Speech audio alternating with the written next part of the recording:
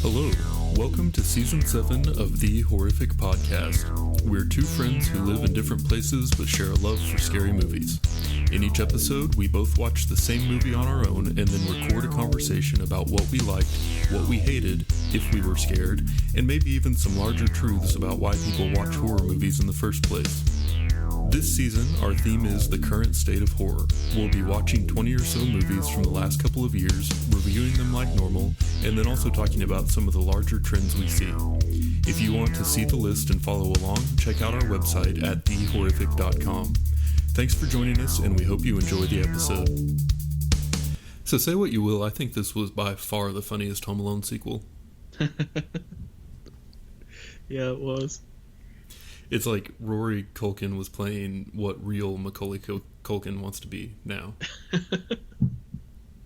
It was definitely weird seeing Rory play someone that it looks like Macaulay Culkin, but like, I don't know, it was just strange for me to see it. I'm not gonna lie, I didn't know there was. I didn't know there was a Rory Culkin. Yeah, I didn't either. I thought there was only one younger than Macaulay. Yeah. And then I realized that there was two. Yeah. Or maybe more, but yeah. Well, I know Kieran from that HBO show Succession. Oh, yeah. And so I just assumed that was like the younger one. You know, I didn't realize it was a 3-pack. So yeah, mine was just from the movie Home Alone because Fuller plays is Macaulay's younger brother, but oh, I didn't realize that. Yeah. Learn something every day. Well, in all seriousness, I was really interested to watch this movie because I've heard a lot and read a lot about Mayhem over the years, and you know that some of it has to be like mythology. You know, it's like made up. Yeah. But at the same time, there's got to be enough truth there to be really disturbing. And so I didn't know much about like the whole story just as a narrative. And so to have it like condensed in a Hollywood movie format where I could just like sit back and not have to think and absorb all the information was great. Yeah, no, I agree. So I actually had watched a documentary on this a long time ago. I think it was like when Netflix was just like doing like their instant, like it was like new instant. And I watched it, one night, and I just was kind of like entranced, just like, oh my god, I had no idea this stuff went on. And then like there were a couple other documentaries I watched after that, regarding like Norwegian culture and stuff, and I was, oh, good lord, this is crazy stuff. Yeah.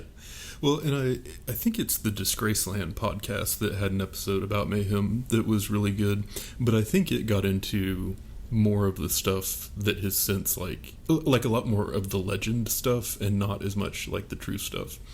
So this movie I thought was interesting just because I've seen a lot of stuff written about it that is like saying what's accurate and what's not from it.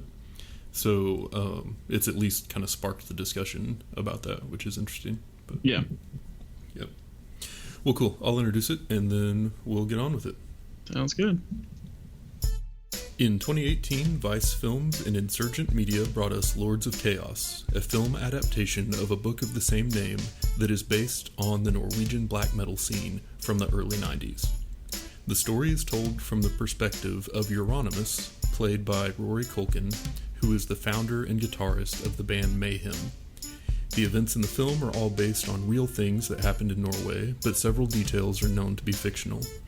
It premiered at the 2018 Sundance Film Festival and has thus far made about $350,000 at the box office. It can currently be streamed on Amazon Prime Video. Very nice. So what did you learn about this movie? So I learned quite a few things about this movie. It's kind of funny because there's a lot of like little things. So in the documentary I watched a long time ago, which I started rewatching after I watched this movie, I can't remember the name of it off the top of my head. However, there's interviews with Varg from the documentary was called Until the Light Takes Us. Okay. But there's interviews with Varg And he's done a lot of interviews, actually. Like, you could find some of them on YouTube. One of the things I thought was kind of like a fun fact about this was, like, at the end of the movie, he drinks chocolate milk before going on and doing his thing. One of the things that Varg has come out and said that he specifically did not drink chocolate milk during that time period. He wasn't a vegan. He didn't drink or do drugs, but he just wanted to make that clear, which I thought was an odd thing. But yeah, that's the thing he took issue with. Yeah. Among other, I think he might be a racist for realsies. But anyway, so Euronymous, that's how you pronounce it, right? Yeah. At the end, he had a girlfriend, Anne Merritt, Marit. She wasn't a real person. What? Yeah. Didn't take those pictures. He never cut his hair at the end. That was just the movie showing, like, how he was changing. But yeah. In real life, he didn't do that.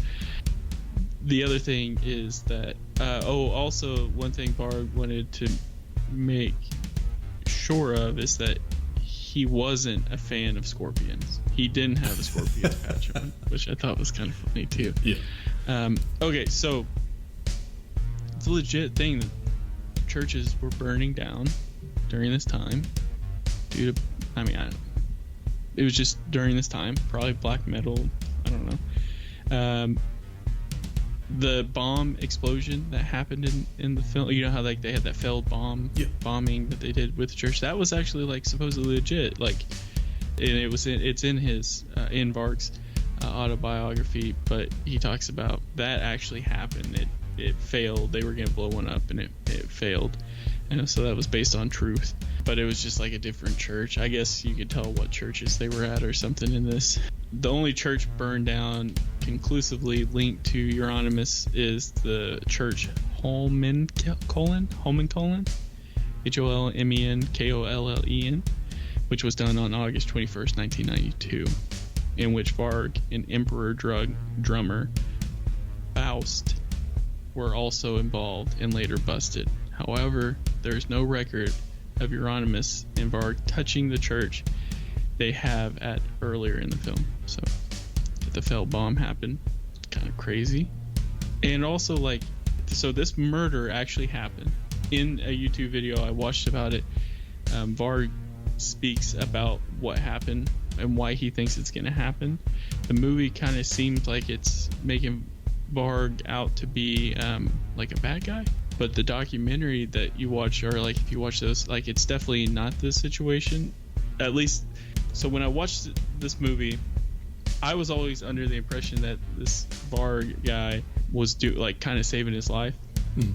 And I think it actually kind of went down the way it did, but when you watch the movie, it's kind of told from a different angle of, like, Varg's had enough. There was arguments over money and all this, and that ended up happening. So those are the only, like, actual facts I guess I have about it. I'm sure I have a couple throughout this podcast though. So I'm curious, did you come across anything about Death having also stabbed Euronymous at one point? I did not. So I read that, but I didn't see anything else to confirm it. Yeah. But I was just like, man, is there a more stabbable guy in the world? Like, yeah. Like, what's up with all these stabbings that they're doing?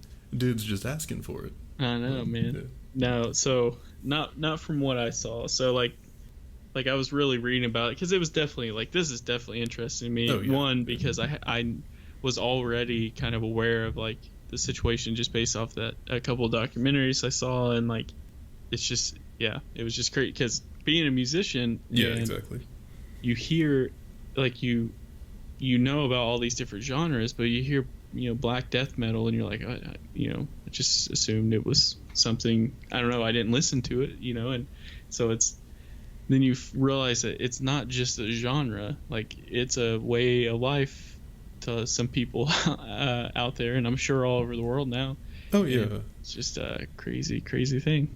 Well, and we've definitely come across people who, well, I say that you and I didn't as many, but more like with Harlan Rose, like, we definitely came across a lot of like metal bands, you know, and some of the people who are like super into that lifestyle, or people at the shows who are really into it. And one thing that has always been kind of interesting is it almost comes across like a lot of the times the people that I've met that are like super black metal are also just like really, really nice people, you know, and like it's almost like a thing that they put on to go just like escape for a little while and get lost in the music and let the aggression out and stuff. And then, you know, once they step back from that, they're just super like, you know, happy and nice, and not at all like the way that you would think about it.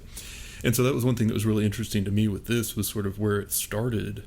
It wasn't like that at all. Right. I mean, it was really people driving the more violent and angry and destructive parts of that image, and like trying to embody that, which is just kind of a crazy thing to think about.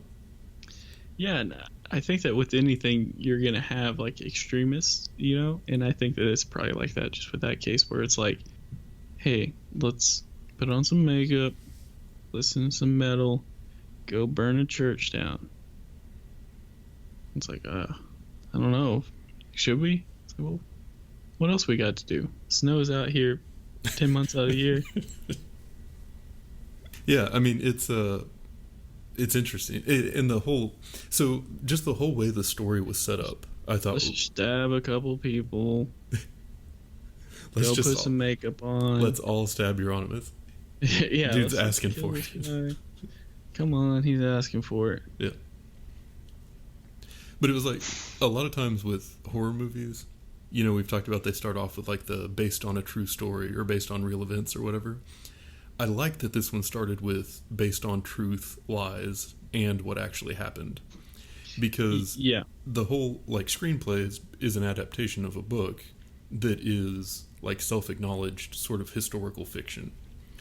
But I think that the way that this movie was put together and the things that it chose to include and the things not to include means that the people who made the movie had some strong opinions about what they knew about what happened. Yeah. Well, yeah, and, you know, the thing is also is a lot of this is probably folklore. I mean, because 1991 was almost 30 years ago. Like, yeah. Ugh. And so these people are actually still alive that weren't, you know, there's still people in that scene in the 90s that are still alive. So you know that they're going to come back out. No, this wasn't true. This didn't really happen. So at the beginning, if you add that, it's like, okay, well, we said it was based on lies too. So what can you do? Yeah. Well, and I think it was also a really interesting choice to take this story and then present it as a horror movie rather than just as like a straight documentary. Yeah. Yeah. But I want to come back to the horror part of it a little bit later. Yeah, it's so, I mean, I was definitely like excited about it after I watched like the trailer, just because it's like, oh, this is something I know about. Yeah. And I'm watching it, like my notes, you know, I talked about the last couple of podcasts and my notes, like if I'm enjoying a movie, it's like, oh, this scene's gnarly. But this one, like I have little notes just because I was just like watching it nonstop. Had to take a break at the end for Mother's Day. Gross. And then, but anyway, so it was just like, man, I was really drawn into this movie. Yeah, a lot of my notes I actually wrote down as I was reading about it after watching it. Like a lot of them, you know. But yeah, one thing that really stood out to me about it was that Euronymous was a hype man who took credit for everything. I feel like they could not have made that more clear. It was like every scene they found a way to kind of work that in. And the interaction between him and Dead, the singer, was really interesting to me because Dead was obviously very like severely mentally ill. Yeah. And he was also in probably the worst possible environment for that. I mean, as far as like his own health. And it was crazy the way that sort of like fed this image of the band. And so Euronymous was kind of there like tapping into that and encouraging it and building more of the band's image around that as opposed to like looking for ways to help him. But then it really, like when you saw the footage of them playing live, it like translated into the audience. You know, I mean, it was just this really, really weird, like focused, like dark energy sort of stemming from this person's own torment. and it got him to such a place that, he ended up killing himself in a really like brutal way. And then Euronymous' reaction was to take pictures. Right. Yeah. And I'm assuming you've seen the picture of their album cover. So there's like a famous bootleg of like one of their early live shows where the album cover is the picture of like him dead after he's killed himself. And I thought it was interesting too that the movie even had him like staging the scene for the picture. I mean, that was just like the most cold-hearted thing. I mean, yeah, it was just intense because you're like, oh man, these because you're still also by the time of that scene, you're still kind of learning like who these characters are, and the thing was for me was that I remembered this going down, but I didn't remember names. So, like, I didn't initially. I was thinking that Varg was Euronymous because I knew he was alive, and that I knew, and I just thought that was the case, and I got them all mixed up. And then, but anyway, so you have this guy who they were talking about being bullied and all that, and you have the thrown into this scene that's also kind of new. Like it's black death metal wasn't created by Euronymous. Like there were other bands before him, but like I think he had like the resurgence of it. He was kind of leading. Well, and he really like focused the scene around it. Like he sort of led it as almost like a subculture in Norway that I don't know it was necessarily there before. And like with his record store sort of being the place that people would go hang out and like socialize around that scene, it seems like he was just kind of like the focus of it. And one thing that I thought was interesting too, kind of to that point, is the movie, it made a point of saying something about Varg's mom having money. So like they were able to record because he was able to get money from his parents, basically. But where did Euronymous get the money to start the record store? Well, they were talking about his dad was the thing. I didn't know if it was a joke or not, but it was saying your dad stopped paying rent, or like he even says like, thanks to my dad, I was able to open up a store. So what's interesting to me too is that like it's not like I don't know how to say this the right way, but the idea was almost like the movie was making light of their whole scene. Because, like, you've got these two guys who are, like, super angry and anti-establishment and everything, but their parents are just paying for them to do whatever they want. And then there's that, the dialogue where they're talking about how, there are dictatorships all over the world. The church, they're opposing us with their kindness and their goodness. It's like, they're oppressing us. But it's just like, what? Like, this makes no sense. Like, what are you rebelling against? I think the thing, too, at that time with these guys is they were all early 20s or late 18, 19. So I mean it was that whole like trying to find the thing that you're gonna be against, I guess. Like you're trying to find the church does this, and I don't know. I think when you're in your early 20s you can be influenced a little bit easier. But one of the things, so I was watching like a YouTube video after, and it was showing a couple pictures of like the circle of death or whatever it was called, black metal inner circle, and like it showed a couple pictures of them, and they look so young in all those pictures. And it's like, oh my god, is this like teenagers that were doing this? But I don't. It just seems like I don't know. The other thing that's crazy with it too is like,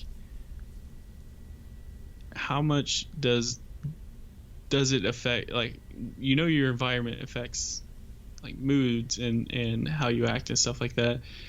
But like think about it from like, I guess when you think of like Norway, you don't think of like depressing heavy metal music, Satanist kind of thing, and it's like, man, what like are they going through? I assume it snows a lot there, so that little depression going on. it's like, man, what stuff are they experiencing over there that we have no idea about that makes all of a sudden black metal, Satanist music extremely popular around their parts. Yeah.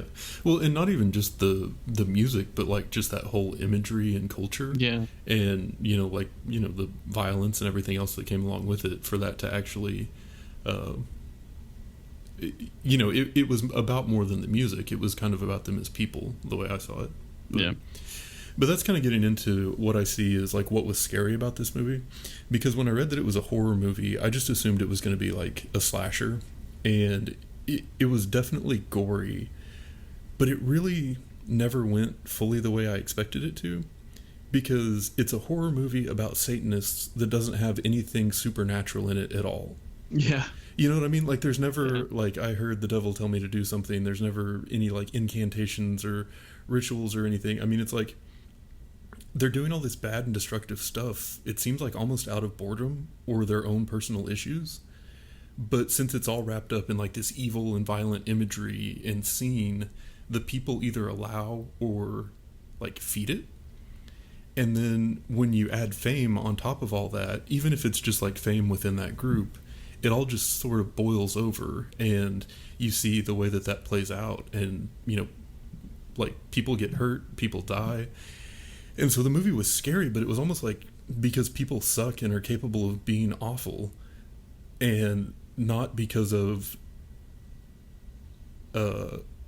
demons or something. Yeah. Like, it was just looking at the cover and knowing about the band and their imagery and everything. When I heard this was a horror movie, I was expecting something really different.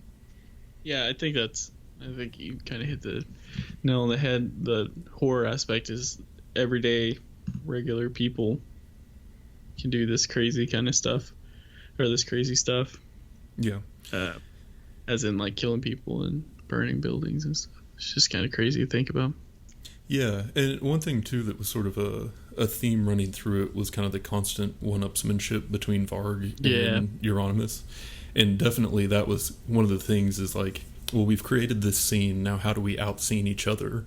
And so if the themes and the source material and motivations and imagery and everything around that are, like, death and destruction, then how do you be more of that than the other guy? Well, it's just going to get worse. Yeah, I think that natural competition's going on. But what was crazy with the competition was it seemed like Euronymous was doing it in a way of, like, this sells, like, we'll be touring and we'll be doing all this. And Varg, they're portraying Varg as, like, no, this is a way of life.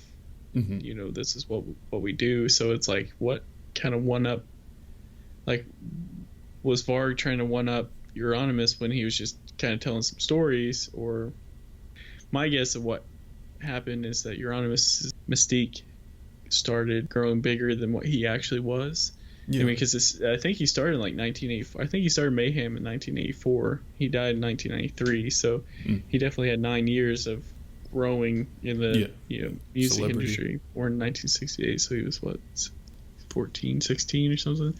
Anyway, so I think it's just like, I know I keep kind of saying this, but it's just crazy to think about, like, putting out the death metal music, or putting out some art form that just how it affects each person differently, and not saying that listening to it or doing anything of that art is going to make people burn churches down. But I think people can become extremist of certain things that they're really big fans of, and kind of going crazy. I think that's the same with, like, religions. I think it's the same, but anyway, that's just my 2 cents. I think you throw in this extra thing to someone who might already have a little bit of mental illness, like maybe bullying, PTSD from that, or whatever they dealt with growing up, and then adding in, like, come to this band's show, here's an album with a dead person on it. It's like, oh, this is the people I want to be with. I don't know. Yeah. Well, and I think it's also some of the way that just, like, a closed community, and we talked about this a lot when we talked about cults, or in one of those bonus episodes earlier on, but when you're in kind of like a closed off community and everybody in that community is just telling you how great you are all the time, you kind of become pretty convinced that you're great and that everything you think must be great too. Yeah. And if you don't have anybody out there to like push you back a little bit on that, it can be real negative real fast. Yeah. And so I think there may have been some amount of that with this too, and just like with the celebrity and with him kind of being, you know, one of the older members of the scene who had the record store that was behind all of it. Yeah.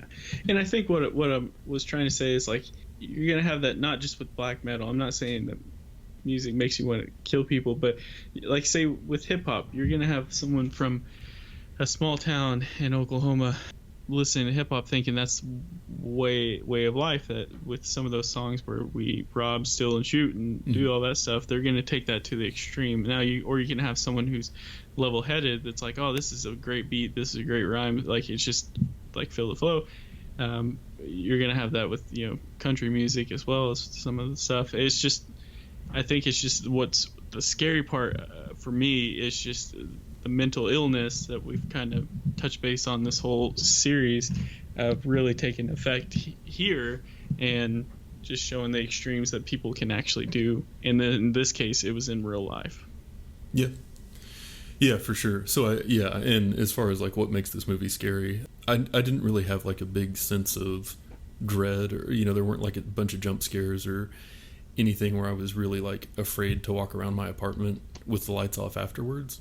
But it was just kind of like disturbing. You know, it's stuff that sticks with you. And we've talked about that before, where a lot of times when you have a really disturbing situation and you have no way of talking yourself out of, hey, this could happen in real life, because it has, that's something that sticks with you a little bit more than just something that's purely fiction. Right. I'm glad they called it a horror film so we could do a podcast on it and record an episode. But I don't think they had to. I mean, I don't think this could be much different from other suspenseful films out there. Just, that's my 2 cents. However, I am glad they did it, because I'm glad we watched it and could talk about it. But for me, it didn't fit what I feel like is a horror film. Now, I will say this: Dead killing himself, that scene will mess you up. Yeah, that sure. was and that was really so dark. Real. But also, I mean, the way that the movie developed that character, I mean, you couldn't really help but think of him as anything but a victim, which was made it extra sad. So. Yeah. But yeah, and then one thing that I think is kind of funny is, looking back through other movies that we've reviewed, oddly enough, the one that I would probably say that I would categorize this most similarly to is Velvet Buzzsaw. Oh, yeah. Even though, like, the motif of the movie, you know, the light versus dark and everything is so totally different, the subject matter is different, but just the idea of sort of art and the scene around art and how that's true. Things can go wrong and all that. So I didn't even think about that. Yeah. But yeah, and thinking through, like, what are some things we saw with this one that we would say fall into, like, trends of modern horror movies? I mean, I think we both agree that this wasn't really made necessarily to be a horror movie. It used kind of some horror elements to tell the story. But I did, you know, again, like, the whole mental illness thing is something that seems to be in every movie we watch this season. Yeah. And it's also, you know, a horror movie that was made for a festival, maybe with a pretty niche target demographic that is now widely available to everyone in the world via the internet. And, you know, it definitely had some budget behind it. It had, like, you know, a couple real actors. And so the idea, again, that we have horror movies that even, like, the cheaper horror movies are still pretty well made, widely distributed and available, and are able to attract, like, name brand acting talent, is all just such a different world, you know, than what things have been a lot of times historically. So when I first started, it said it was Vice Films, which I thought was interesting. I didn't realize that they had made other things other than documentaries.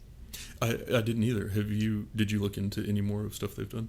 No, I was looking, and then I got sidetracked trying to figure out if they'd done a black metal documentary so I could watch it, but no. Gotcha. Something to explore. Yeah.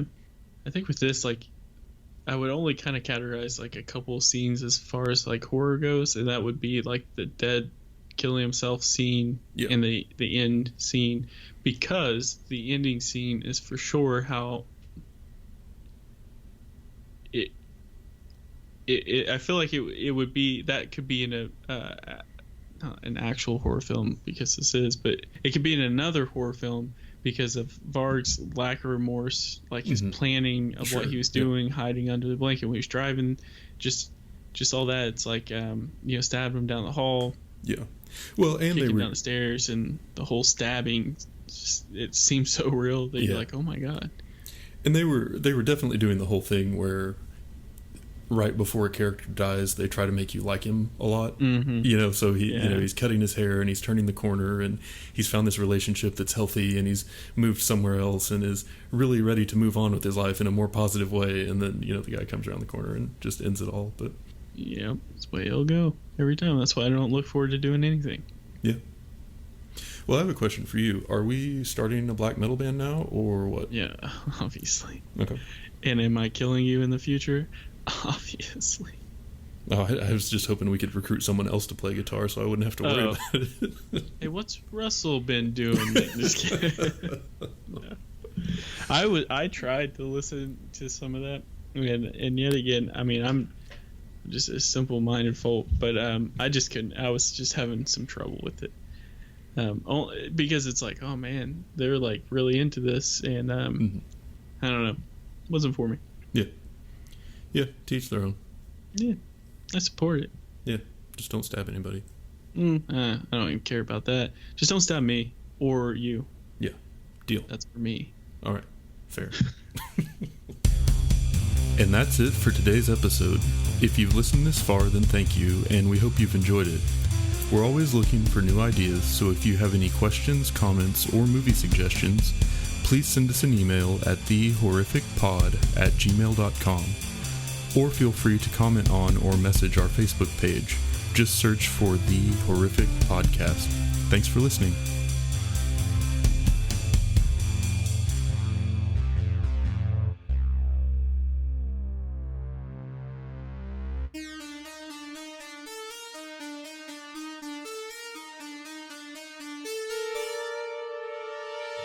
Hey, let's put on some makeup, listen to some metal, go burn a church down. It's like, I don't know. Should we? It's like, well, what else we got to do? Snow's out here 10 months out of the year.